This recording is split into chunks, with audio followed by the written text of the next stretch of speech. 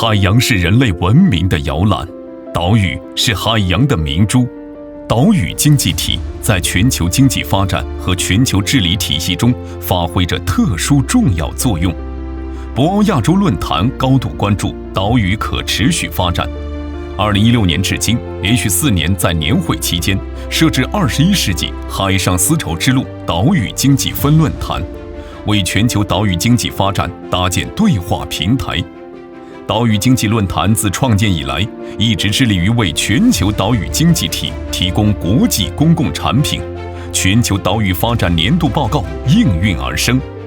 年度报告分析全球岛屿经济体发展大势，聚焦岛屿发展面临的机遇挑战，对岛屿发展模式、岛屿开放、岛屿产业体系、海洋经济等进行深入分析，为全球岛屿发展提供借鉴参考。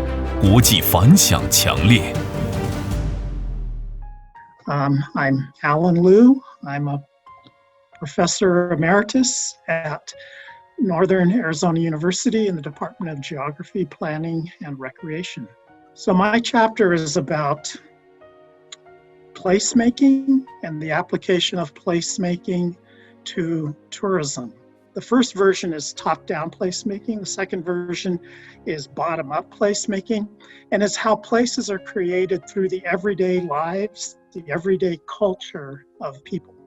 And so I try to come up with ways to understand what are the elements of placemaking that both of these approaches use, and how then can something that's more comprehensive, more inclusive, that includes both the bottom-up and the top-down approach be used to create a better destination.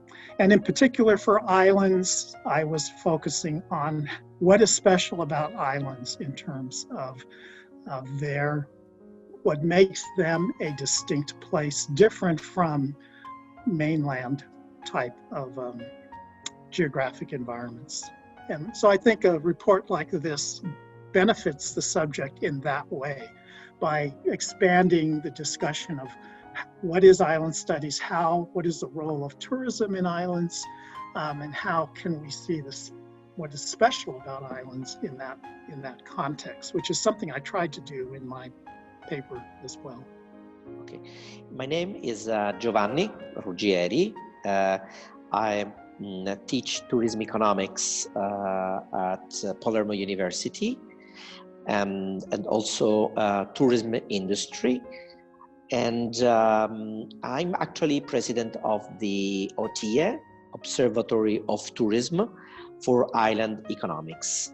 The main objective is how islands are affected by over-tourism or under-tourism. The conclusion is that in both cases, we need planning. We need to plan tourism. So the over-tourism and the under-tourism are the big consequences of no policies, no tourism policies for islands. So we need two different plans. We need to plan our policies for each weeks or for each month. To manage, another conclusion is that manage or fix tourism policies are, is not so easy. We cannot do one policies for all the worldwide islands, but we have to study the demand, evolution and trends, and try to find a right tourism for a right time in an island. I think the main contribution is that we need to a very serious approach to tourism economy and to mobility for islands. Another contribution I told before is plan. It's plan 3 times. I repeat because it's an imperative. So finally, I can say that this report is very, very important for islands, because islands and the people of islands need more knowledge. knowledge, and we have to give this feeling that as a scientist, we work for them, we work for these people, and they don't have to feel like to be abandoned or like to consider like, the small baby of a big country. The idea could be just to divide the part of the reports could be considering, for example, the shape of the islands. We divided as Observatory of Tourism for big islands. Maybe policies are different from that. Another suggestion could be study of archipelagos, because archipelagos are group. And or another idea is just to divide the report for subjects, for example, economies, or for example, geography, anthropology, or sustainability, or for example, at the end, or we can follow in the next report a different subjects for the worldwide islands. So, or we can keep, or we can work on some, divide the word in 3, 4, 5, 6 parts, then, specify better the main, maybe the main question of that part to be studied, that we can study in the future.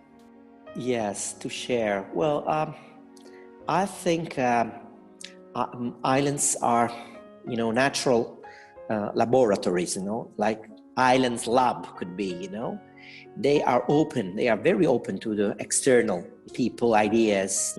Islands are a very good place where we can have holiday, we can relax. So I invite the worldwide community, scientific community, to choose islands as place where they will organize scientific events like conferences, Sure. My name is Jim Randall. I'm the UNESCO Chair in Island Studies and Sustainability. This is the 3rd year that the Institute of Island Studies has been providing these annual updates. And one of the roles I have, in addition to being the editor of the entire volume, is to actually provide a statistical update for a set of islands, both small island states as well as subnational island jurisdictions. Now, in terms of the conclusions, and I think I said that it's clear from looking at the statistics that tourism-dependent islands tend to fare fairly well in terms of economic development indicators compared to other islands and compared to other jurisdictions. But I also said that we have to be very cautious because tourism-dependent islands may be more vulnerable to things like extreme weather events or global economic downturns. And so we're seeing that vulnerability being played out on all places, but especially on tourism-dependent islands. And so what these volumes do collectively, and this one especially, is they really represent a window on to the world of scholarship, to the world of practitioners and government officials on the cutting edge research in these areas around the world. I think we need to look at, and some people are actually looking at this also, is how do you actually now build up a resilience and create sort of a green economy or a green tourism that doesn't allow us or doesn't allow us to actually be caught in the same dilemma that we've been caught in now. And we're looking at COVID-19 as a transformative event. But when you also look at it from the perspective of climate change and sustainable development, those are also lurking there in the background, and they may be more transformative even than COVID-19, and likely will be. Yeah, I'm John Connell, a professor of geography at the University of Sydney in Australia.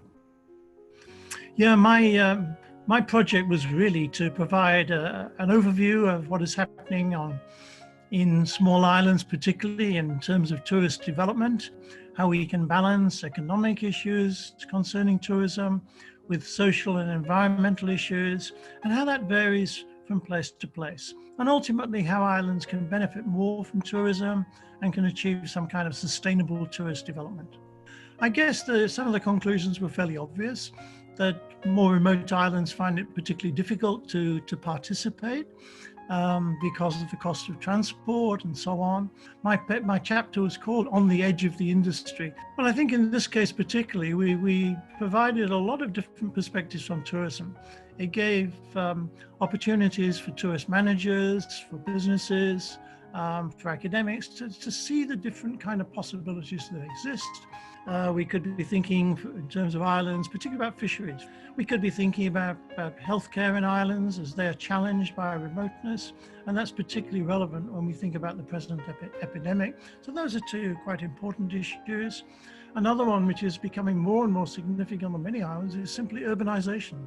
My name is Joseph Chia. I'm a professor in sustainable tourism at the Center for Tourism Research at Wakayama University in Japan. I'm also an adjunct research fellow at Monash University in Australia. In my chapter, I try to ask the question and provoke a response to whether tourism on small islands is indeed sustainable, because as we know, the idea of sustainability is problematic.